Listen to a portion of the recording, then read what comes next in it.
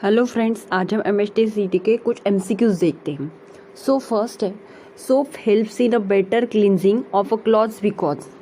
अगर देखो, मैंने एक बकेट लिया, बकेट में वाटर लिया और वाटर में मैंने डिटर्जेंट डाल दिया।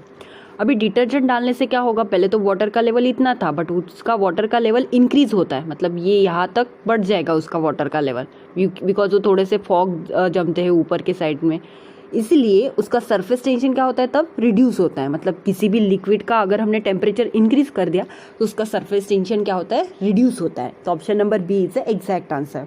सो नेक्स्ट भी वही है, with an increase the temperature the surface tension of a liquid exact the milton cadmium of coppers. ये कैंडियम एंड कॉपर का तो छोड़ दो, बट हम लोगों ने किसी भी लिक्विड का टेम्परेचर अगर इंक्रीज कर दिया तो उसका सरफेस टेंशन जो है वो डिक्रीज होता है, वो इंक्रीज नहीं होता है। ओके, ये याद रखना। So molecules on the surface of the liquid how. अभी देखो, ये मॉलिक्यूल्स रहते हैं, वाटर का लेवल या समझो वाटर, ये वाटर लिया मैंने कंटेनर में, तो ऊपर के साइड में उसके वाटर के मॉलिक्यूल्स रहेंगे।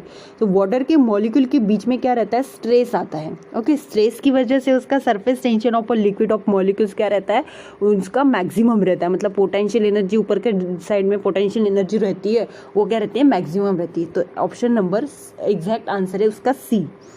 सो नेक्स्ट देखो, the force required to the separate in 2 glass plates of the area. मतलब हम लोगों को 2 ग्लास प्लेट्स का एरिया दिया है।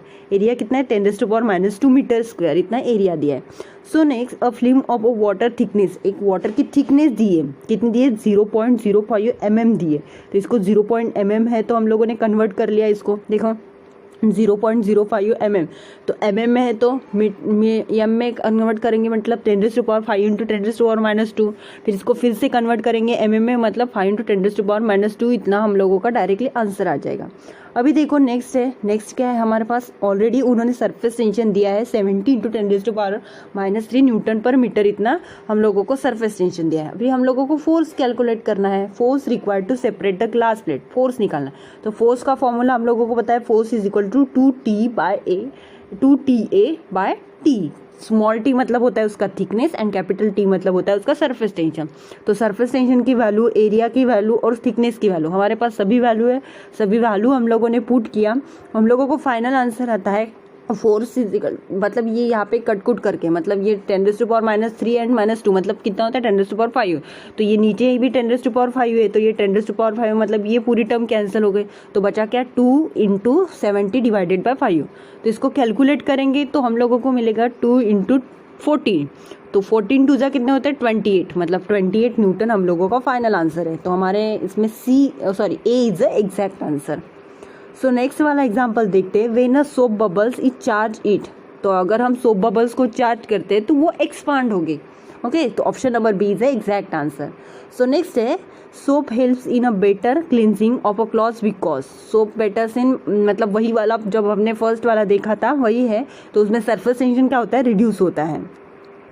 So next है, a liquid drop having the surface energy E is separated by 512 drops of a same size. Then the surface tension of a drop E, surface tension of surface energy हम लोगों को find करनी।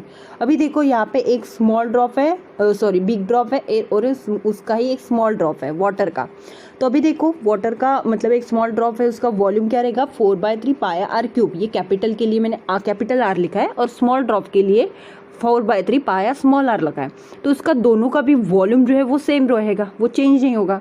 तो दोनों का भी मतलब एक स्पेरिकल ड्रॉप का वॉल्यूम है 4πr³ और उसके बाद उन्होंने एक सिंगल ड्रॉप की वैल्यू दी है 512, तो 512 लिख लिया। स्मॉल r की वैल्यू दी है 4πr³, तो 4πr³ get cancel, 4π get cancel, तो बचा क्या, capital R³ 512 r³, small r³। तो ये इसको मतलब हम लोगों को क्यूब पता है, 512 का क्यूब होता है 8। सो 8 लिखने के बाद हम लोगों को r की वैल्यू मतलब स्मॉल r की वैल्यू मिल गई, small r is equal to capital R divided by 8। अभी देखो एरिया कितना है हम लोगों के पास, ऑलरेडी ये इसके स्मॉल ड्रॉपलेट्स का और कैपिटल ड्रॉपलेट्स का एरिया कितना है 4πr²।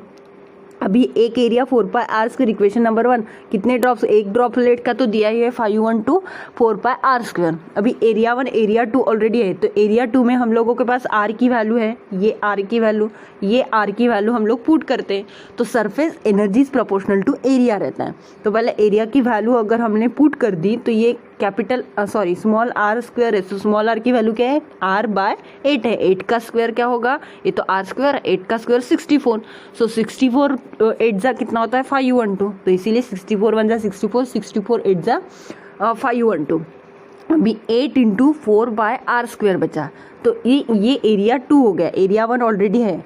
तो अभी surface energy proportional to area होता है, तो हम लोग ऐसे लिख सकते हैं E2/E1 is equal to E2/A1/A2। Area 1 area 2 की वैल्यू ऑलरेडी हमारे पास है, तो पुट करो एरिया 1 एंड एरिया 2 की वैल्यू हम लोग अभी पुट करते हैं। तो क्या होता है E2/E1 8 × 4πr², ये एरिया 2 है और ये एरिया 1 है, तो 4πr² गेट कैंसिल, तो बचा क्या, ओनली 8 आंसर। तो E2 is equal to 8E1। तो हम लोग E1 एंड E2 के जगह पे सरफेस एनर्जी कंसीडर कर सकते हैं। सरफेस एनर्जी क्या होती है, E होती है, तो इसका एग्जैक्ट आंसर है C वाला, 8E वाला। तो नेक्स्ट वाला क्वेश्चंस देखते हैं।